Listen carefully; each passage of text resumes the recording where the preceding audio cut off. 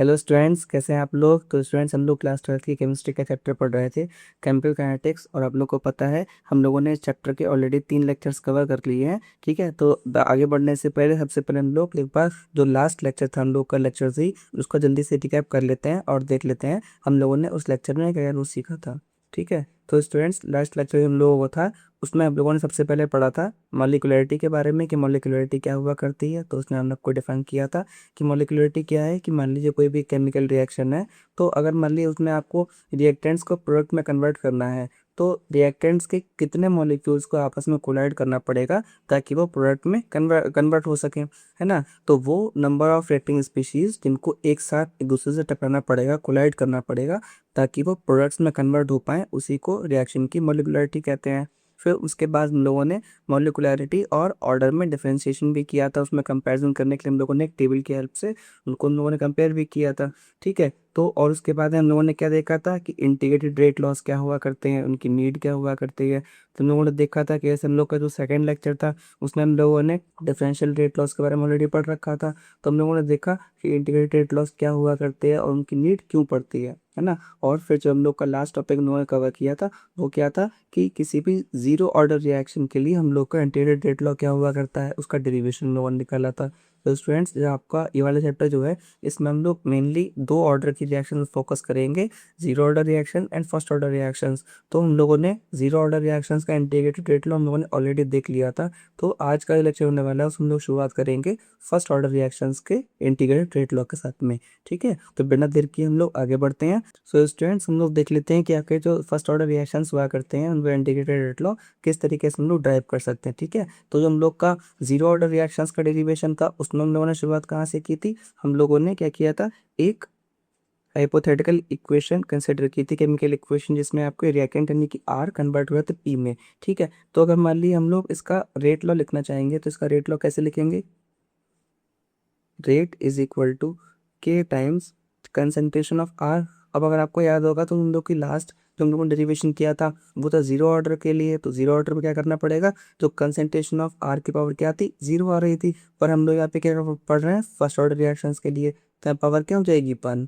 ठीक है, और सेकंड लेक्चर के बेस पे हम लोग को पता है कि अगर मान लिया हम लोग रेट लिखते हैं किसी भी रिएक्शन के लिए तो उसका डिफरेंशियल फॉर्म क्या हुआ करता है, कंसंट्रेशन ऑफ रिएक्टेंट के टर्म्स में क्या लिखेंगे, रेट आपकी होती है change in concentration of reactants upon dt is equal to k into r की पावर क्या 1 का मतलब क्या हो जाएगा, आर। ठीक है, तो हम लोग क्या करेंगे, dt जो है इसको वहाँ पे ट्रांसफर कर देंगे। अभी आप लोग 12th में आए तो आप लोग पढ़ेंगे जो आपका इंटीग्रेशन को, अगर मान लीजिए से जो डिफरेंशियल इक्वेशंस होते हैं उनको सॉल्व करने का एक मेथड हुआ करता है, इसको बोलते हैं वेरिएबल सेपरेबल मेथड। ठीक है, इसको आप लोग पढ़ेंगे आराम से। ठीक है, तो फिलहाल हम लोग क्या करना पड़ेगा, मान लीजिए हम लोग इसको इंटीग्रेट करना चाहते हैं क्योंकि यहाँ पर डी ऑफ आर है, तो हम लोग क्या करेंगे, यहाँ पे जो आर लिखा हुआ है इसको यहाँ पे ट्रांसफर कर लेंगे। ठीक है, तो अगर मान लीजिए हम लोग इस इक्वेशन को रीअरेंज करेंगे तो हमें क्या मिलेगा, change in concentration of r upon concentration of are is equal to k d t. ये नेगेटिव साइन भी हम यहाँ से हटा के यहाँ लिख देते हैं, कोई फर्क नहीं पड़ने वाला उससे। ठीक है, अब हम लोग क्या करेंगे, यहाँ पर लिखेंगे on integrating equation 1 we gate.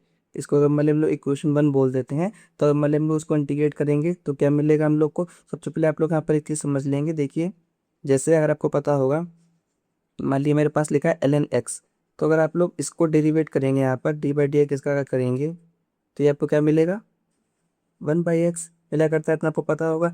इसी प्रकार से क्या हुआ करता है, अगर मान लीजिए इस तरीके से लिखा है, इसको भी आप ये चेंज तो आपको मिल जाएगा। अगर मान लीजिए डी एक्स अपॉन एक्स है, अगर आप लोग इसको इंटीग्रेट करेंगे तो वो मिलेगा ln ऑफ एक्स। समझ आ गई बात है। तो अगर आप यहाँ पर जो x लिखा हुआ है उसके लिए आप इमेजिन कीजिए कंसंट्रेशन ऑफ r हो जाए, तो देखिए क्या है इसका, इस वाली इक्वेशन का लेफ्ट हैंड साइड बन जाएगा, नहीं बन जाएगा। देखिए change in concentration of r upon r, यहाँ पर देखिए वैसे कुछ लिखा हुआ है, तो अगर मान लो हम लोग इंटीग्रेट करेंगे तो हम लोग को लेफ्ट हैंड साइड में क्या मिलेगा, यहाँ पर लॉग ऑफ आर।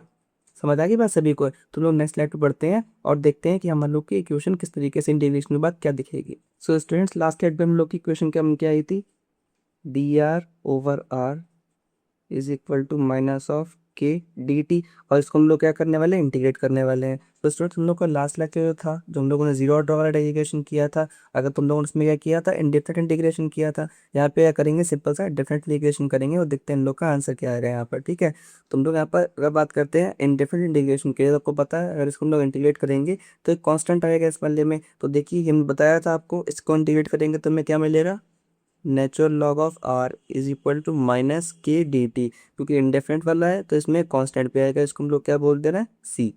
समझ आ गई बात सभी को है। तो हम लोग क्या करेंगे, यहाँ पे कंडीशन लगाएंगे, एट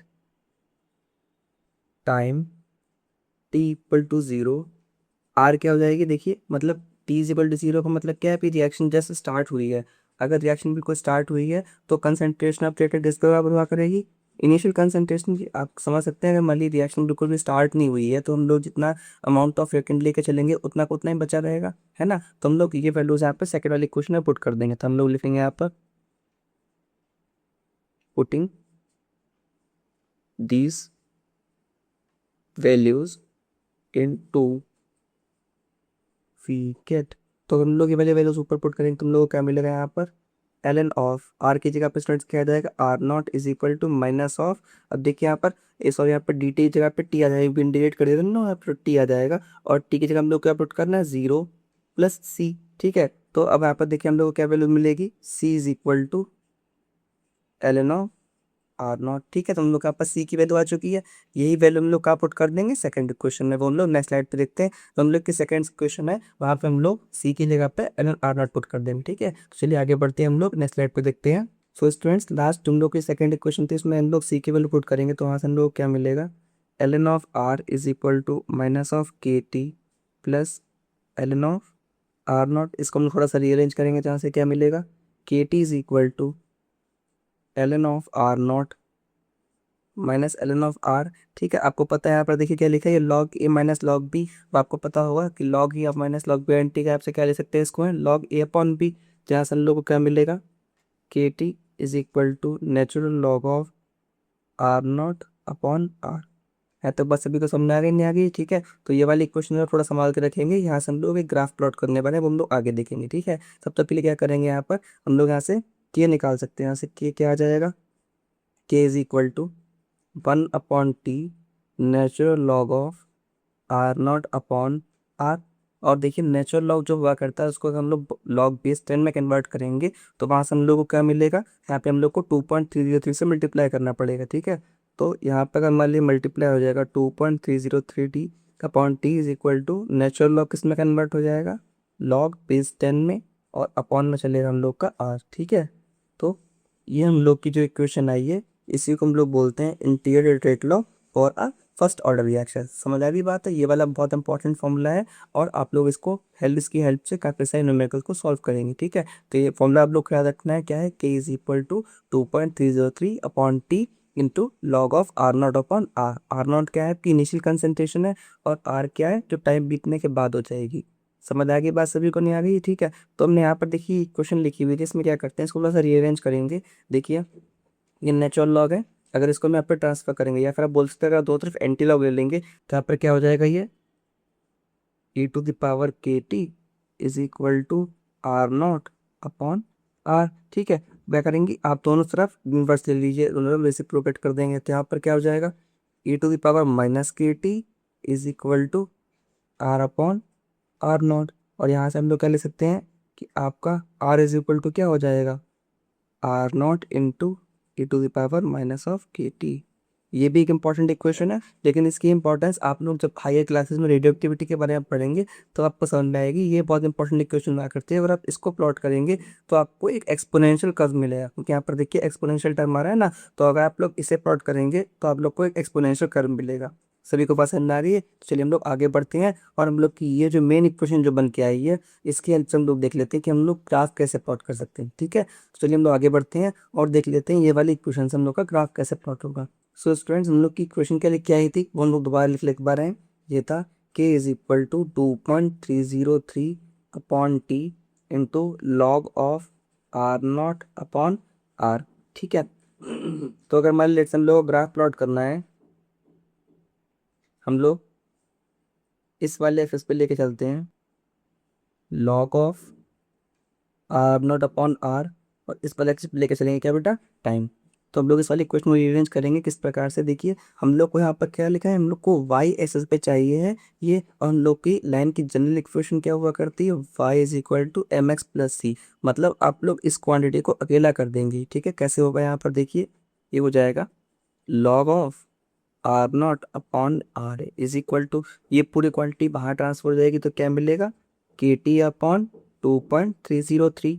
हम लोग क्या करना, हम लोग को x चाहिए होगा, तो x हमारे पास क्या है, टाइम है। इसका मतलब ये पूरी क्वांटिटी हो जाएगी, तभी क्या बन जाएगी, टाइम, मतलब यानी x एक्सेस बन जाएगा। तो ये इसको हम लोग कैसे कैसे लिखेंगे, log of are naught upon r is equal to k upon 2.303 multiplied by time. ठीक है, तो हमारे पास अगर हम बात करते हैं यहाँ पर सी कितना है, सी हम लोग का यहाँ पर 0 है। समझ आ रही बात है, तो आपको पता सी का मतलब क्या होगा, कहता है इंटरसेक्ट है। और देखिए ये हमारे पास स्लोप की वैल्यू हो गई, क्योंकि स्लोप की वैल्यू पॉजिटिव है, मतलब ग्राफ जो होगा हम लोग का यहाँ से शुरू होगा, ऊपर जाएगा, एक्स एक्सिस अवे साइड पे ही जाएगा, और कहाँ से पास होगा, ओरिजिन से पास होगा, क्योंकि इंटरसेक्ट कितना 0 है। अगर हम बात करते हैं इसके स्लोप के बारे में, तो हम लोग का स्लोप कितना आ जाएगा स्टूडेंट्स, के अपॉन 2.303। सभी को बात समझ में आ गई, नहीं आ गई, तो इस प्रकार से आप लोग ये वाला ग्राफ प्लॉट कर सकते हैं। ठीक है, तो ऐसे कई सारे ग्राफ्स हैं जो आप लोग प्लॉट कर सकते हैं इसके हेल्प से। ऐसे ही एक और ग्राफ है जो हम लोग को प्लॉट करना है, वो हम लोग नेक्स्ट स्लाइड पे देखते हैं। ठीक है, सो स्टूडेंट्स हम लोग को नेक्स्ट स्लाइड जो प्लॉट करना है वो हम लोग देख लेते हैं। ऐसे काफ़ी सारे ग्राफ्स हैं, आपको कुछ नहीं करना है, बस x axis and y axis पे थोड़ा सा फोकस रखना पड़ेगा आप लोगों को, और जो हम लोग की मेन इक्वेशन हम लोग को उसको वैसे अरेंज करना है। जो हमें ग्राफ प्लॉट करना है वो है l N r versus t one. ठीक है, तो हम लोग को क्या करना पड़ेगा, वाई एक्सिस पे हम लोग एल एन आर चाहिए होगा, और हम लोग को एक्सिस पे क्या चाहिए होगा, टाइम चाहिए होगा। तो अगर आप लोग को याद हो, हमने जो कौन सेकंड इक्वेशन सी की वैल्यू पुट करने के बाद बनाई थी, वो क्या थी, L N R is equal to negative of के T plus L N of are naught. अब देखिए हम लोग को वाई एक्सिस पे क्या चाहिए, एक्स वाई एक्सिस पे चाहिए एल एन आर, वो हम लोग के पास ऑलरेडी है। एक्सिस पे क्या चाहिए हम लोग को, टाइम, वो भी हमारे पास में है। मतलब ये जो क्वांटिटी है ये हमारे पास क्या हो जाएगी, स्लोप, ये हमारे पास स्लोप आ गया पूरा का पूरा। और ये स्टूडेंट्स क्या हो जाएगा, इंटरसेप्ट, हमारे पास सी की वैल्यू है। मतलब इंटरसेप्ट आ रहा है तो ग्राफ जो होगा ओरिजिन थोड़ा सा दूर से स्टार्ट होगा, पॉजिटिव वैल्यू बाई सेंस, तो पॉजिटिव वाई एक्स पे जाएगा। और स्लोप कैसा है, नेगेटिव है, मतलब लाइन जो होगी वो स्ट्रेट लाइन होगी टुवर्ड्स द एक्स एक्सिस। समझ आ रही बात है, तो अगर हम बात करते हैं इसका स्लोप कितना आएगा, it will be negative of की। सभी को बात समझ में आ गई, नहीं आ गई है, तो स्टूडेंट इसी प्रकार से आप लोग को बस ये पता करना है, मान ली कोई भी आपसे ग्राफ पूछा जाएगा, तो आप लोग को बस ये एनालाइज करना है ग्राफ किसके किसके बीच में प्लॉट करना है। जैसे एक्स और वाई के बीच में प्लॉट करना है, तो आप लोग उसमें वाई एक्स को नोट कर लीजिए और एफ एक्स को नोट कर लीजिए। उस प्रकार से आप लोग इक्वेशन को अरेंज करने के बाद में इंटरसेप्ट और स्लोप की वैल्यू फाइंड करके आप लोग आराम से ग्राफ प्लॉट कर सकते हैं। स्टिल अगर मान लीजिए किसी को कोई ग्राफ प्लॉट करने में दिक्कत आ रही है, तो आप कमेंट करके उसको पूछ सकते हैं। ठीक है, तो स्टूडेंट्स ये हम लोग का इंटीग्रेटेड रेट हो जाता है, उसको हम लोगों ने ऑलरेडी देख लिया है। चलिए हम लोग आगे बढ़ते हैं, और एक हम लोग के पास एक छोटा सा कुछ पॉइंट्स हुआ करते हैं, पहले वो देख लेते हैं, और एक क्वेश्चन है, बहुत शॉर्ट क्वेश्चन होगा, उसको हम लोग प्रैक्टिस करेंगे, फिर हम लोग नेक्स्ट टॉपिक ऊपर बढ़ जाएंगे। ठीक है, चलिए आगे बढ़ते हैं, और जो हम लोग के पॉइंट्स हैं हम लोग एक बार देख लेते हैं। ठीक है, सो स्टूडेंट्स अगर आप लोग स्क्रीन पर देख पा रहे होंगे, तो यहाँ पे हमारे पास कुछ पॉइंट लिखे हुए हैं, जो कि आप मतलब बेसिकली ये है कि अगर मान लिया आपको इस टाइप का कोई भी क्वेश्चन दिखता है, तो आपको वहाँ पहचान जाना चाहिए कि ये एक फर्स्ट ऑर्डर रिएक्शन है। ठीक है, सबसे पहली बात हम पे क्या लिखी हुई है कि अगर आपको कहीं पे क्वेश्चन में यहाँ पे किसी एग्जांपल में दिख रहा है कि यहाँ पे हाइड्रोजनेशन और एल्कीन के बारे में बात करी जा रही है, फिर इथिन के बारे में बात करी जा रही है, ये भी एक फर्स्ट ऑर्डर रिएक्शन हुआ करती है। और फिर आगे जितने भी टाइप के आपके रेडियो एक्टिव रिएक्शंस हुआ करते हैं, आपको पता है रेडियो एक्टिव रिएक्शंस क्या हुआ करती हैं। तो स्टूडेंट्स ऐसे जो हैवियर न्यूक्लियर हुआ करता है, जैसे मान लीजिए यूरेनियम है, प्लूटोनियम है, और ये जितने भी आपके हायर एटॉमिक मास वाले एलिमेंट्स हुआ करते हैं, ये सारे के सारे अनस्टेबल न्यूक्लियर होते हैं। और अनस्टेबल न्यूक्लियर की डेफिनेशन क्या है, ये आप लोग हायर क्लास में पढ़ेंगे ऑलरेडी जा करके। अभी इतना मान दीजिए, ये न्यूक्लियस बहुत हैवी मास की वजह से, या फिर हाई जो आपका चार्ज टू मास रेशियो हुआ करता है उसकी वजह से अनस्टेबल होते हैं। इसकी वजह से ये कंटिन्यूसली कुछ टाइप ऑफ रेडिएशन या पार्टिकल को एमिट करते रहते हैं। आपने सुना होगा अल्फा पार्टिकल, बीटा पार्टिकल है, गामा रेडिएशन हुआ करते हैं ना। तो ऐसे टाइप की जो ये प्रोसेस जो हुआ करता है, जिसकी वजह से कोई आपका अनस्टेबल न्यूक्लियाई कंटिन्यूसली कुछ रेडिएशन या कुछ पार्टिकल्स के एमिट करता रहता है, उसको हम लोग बोलते हैं रेडियो एक्टिविटी। ठीक है, और इसी प्रकार का जो आपके जितने भी रेडियो एक्टिविटी डिके हुआ करते हैं, ये सारे के सारे क्या होते हैं, फर्स्ट ऑर्डर काइनेटिक्स हुआ करता है। चाहे तो आप उसमें एक और पॉइंट ऐड कर सकते हैं, जैसे आपके कहीं पे आपको क्वेश्चन दिखता है जो कि कार्बन डेटिंग के ऊपर है ना। कार्बन डेटिंग क्या हुआ करता है स्टूडेंट्स, कार्बन डेटिंग का मतलब होता है जैसे कि जो आपका जो वुड जो हुआ करता है, फिर आपके जितने फॉसिल्स हुआ करते हैं, उनकी हम लोग एज फाइंड करते हैं। वो आपको कैसे हुआ करता है आप लोग गूगल भी कर सकते हैं, फिर अगर आपको हम शॉर्ट में बताएं, तो ऐसे कार्बन का एक रेडियो एक्टिव आइसोटोप हुआ करता है, इसको हम लोग C13 बोलते हैं। C13 13 रेडियो एक्टिव आइसोटोप है, और ये इसकी एक हाफ लाइफ हुआ करते हैं। हाफ लाइफ अब तो हम लोग अभी पढ़ने वाले आगे जा करते हैं। तो इसमें क्या हुआ करता है, ये इसकी रेडिएशंस होती हैं जो कंटिन्यूसली एमिट होती रहती है, क्योंकि रेडियो एक्टिव हुआ करता है। तो इसकी नंबर ऑफ रेडिएशंस काउंट करके हम लोग किसी भी फॉसिल की, किसी स्टोन या फिर कोई वुड हुआ करता है, उसकी हम लोग आर्टिफिशियल कितनी हुआ करते हैं, उनकी हम लोग लाइफ पता कर सकते हैं कि वो ऑब्जेक्ट है, वो चीज़ जो है वो कितनी पुरानी है। समझ आ रही बात सभी को है? ठीक है, तो चलिए हम लोग ये जो क्वेश्चन है बहुत इजी क्वेश्चन है, इंपॉर्टेंट क्वेश्चन है, इसको हम लोग देख लेते हैं कैसे सॉल्व करना है इसका लेको है। ठीक है, show that the time required for 99% completion for first order reaction is twice the time required for 90% of its completion. और इस टाइप के क्वेश्चन आपको काफ़ी सारे मिलने वाले हैं। ठीक है, आप देखिए यहाँ पर इसमें प्रूफ करने का, शो करने का कोशिश हुआ करते हैं, पर बहुत इजी हुआ करता है, आपको कुछ नहीं करना है। देखिए, तो सबसे पहले हम लोग बात करते हैं हम लोग का जो इंटीग्रेटेड रेट लॉ था for the first order reaction, वो क्या था, t is equal to 2.303 upon k into log और आर नॉट अपॉन आर। और यहाँ पे आप लोग को ध्यान देने वाली बात क्या है, जो डिनोमिनेटर में जो आर लिखा हुआ है ना स्टूडेंट्स, ये क्या है, आपका बची हुई अमाउंट ऑफ रिएक्टेंट है ना, जो आपके रिएक्टेंट की अमाउंट जो कि बच गई है वो लिखना है। ऐसे फॉर एग्जाम्पल यहाँ पे क्या बोल रहा है कि रिएक्शन आपकी 99% कंप्लीट हो चुकी है। तो देखिए, मान ली कोई भी रिएक्शन जस्ट शुरू हो रही है, तो भी उसमें 0% कंप्लीशन हुआ होगा, और जैसे जैसे टाइम बीतता चला जाएगा तो वैसे वैसे कंप्लीशन तो बढ़ता जाएगा। मान लीजिए रिएक्शन 10% कंप्लीट हो गई है, तो कंसंट्रेशन ऑफ रिएक्टेंट डिक्रीज कर जाएगी, नहीं कर जाएगी? सो स्टार्ट इस इक्वेशन में हम लोग कैसे लिखेंगे आगे देखिएगा, t is equal to 2.303 of k upon k is equal to log r naught. मान लिया हम बोल देते कि लेट से वो 100% है, और आर करने क्या पता कि बची हुई amount of concentration of reactant ना, तो कह रहा है 99% तो रिएक्शन कंप्लीट हो गई है। अगर रिएक्शन 99% कंप्लीट हो गई है तो बची कितनी होगी कंसंट्रेशन, 1%। ठीक है, तो हम लोग इसे कैसे लिखते हैं, 2.303 upon k into log of 100 को हम कह सकते हैं 10 टू द पावर 2, और आपको पता है log a to the power b में क्या होगा, b जो होता है वो आगे आ जाएगा। तो यहाँ से हमें क्या मिलेगा, t is equal to 2.303 upon k into, अब देखिए 2 हम आगे ले आते हैं, बचेगा क्या यहाँ पर, log 10। तो यहाँ पर हमारे पास 2 जो था हमने यहाँ पर लिख दिया इस पर लेको। ठीक है, और हमें पता है log 10 कितना हुआ करता है बार। तो हम आगे बढ़ते हैं और देख लेते हैं ये हम लोग की जो वैल्यू जो क्या बन जाएगी। ठीक है, तो स्टूडेंट्स हम लोग की वैल्यू इस तरीके से बन जाएगी, t is equal to 2.303 on k into 2। इसे अभी के लिए आप इक्वेशन 1 बोल देंगे। ठीक है, और सेकंड केस में क्या बोल रहा था कि 90% कंप्लीशन करना है, तो हम लोग उसे क्या करते हैं, वहाँ से हम लोग निकालेंगे। इस लेट से हम लोग T1 बोल देते हैं, तो हम लोग का T2 क्या हो जाएगा, 2.303 upon k into log of 100। अब बोला 99%, 90% कंप्लीशन हुआ, मतलब बचा कितना होगा, 10%। तो हम लोग यहाँ पे क्या लिखेंगे, इससे कैंसिल हो जाएगा, तो बचेगा क्या, log 10। क्या आ जाएगा आपका 2.303 अपॉन के इंटू log 10। तो हमारे पास T2 क्या हो जाएगा, क्योंकि log 10 हमने आपको बताया कितना हुआ करता है, 1, 2.303 अपॉन के। सभी को बात समझ में आ गई, नहीं आ रही है? अब देखिए, अगर मान लीजिए ये ऊपर जो हमारे पास वैल्यू लिखी हुई है, इसके हम लोग क्या डाल सकते हैं, T2 डाल सकते हैं। तो देखिए हमारे पास क्या बन जाएगा, T1 इज इक्वल टू, तो देखिए ये वैल्यू की जगह हम कह सकते हैं T2। T2 is equal to क्या हो जाएगा, 2 टाइम्स। तो ये तो हम लोग को प्रूव करना था कि आपका जो 99% कंप्लीशन है, 99% कंप्लीशन जो है वो क्या है, 2 टाइम्स है किसके, 90% कंप्लीशन के। सही को बात समझ में आ गई नहीं यार? कहने का मतलब क्या है, अगर मान लीजिए लेट से कोई रिएक्शन मेरे पास में है, वो अगर 90% मान लीजिए अगर 2 घंटे में हो पा रही है, तो बाकी बचा हुआ 9 घंटे पूरा करने में, मतलब 9% और बढ़ाने में उसको 4 घंटे लग जाएंगे। तो कहने का मतलब रिएक्शन आपकी क्या हो जाएगी, स्लो डाउन हो जाएगी, धीमी होती चली जाएगी। बात समझ में आ रही नहीं आ रही है? तो ये वाले टाइप के न्यूमेरिकल्स जो हुआ करते हैं बहुत इंपॉर्टेंट होते हैं।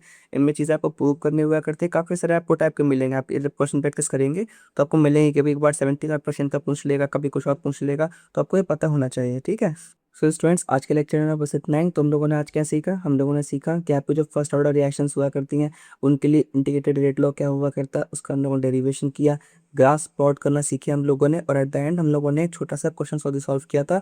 और इस टाइप के क्वेश्चन स्टूडेंट्स आते हैं, तो आप लोगों को क्या करना है, आप लोग क्या करेंगे, ये जो इंटीग्रेटेड रेट लॉ हुआ करता है for zero order reactions, first order reaction, इनके आपको फॉर्मूले आने चाहिए, और आप इनके क्वेश्चन प्रैक्टिस भी करेंगे। ठीक है, तो स्टूडेंट्स आज के लेक्चर में बस इतना ही, और हम लोग जो नेक्स्ट लेक्चर होने वाला है उसमें हम लोग सीखेंगे हाफ लाइफ के बारे में। तो आप उसके लिए प्रिपेयर होकर के आएंगे। तब तक के लिए मिलते हैं हम लोग नेक्स्ट लेक्चर में। Thanks for watching my video.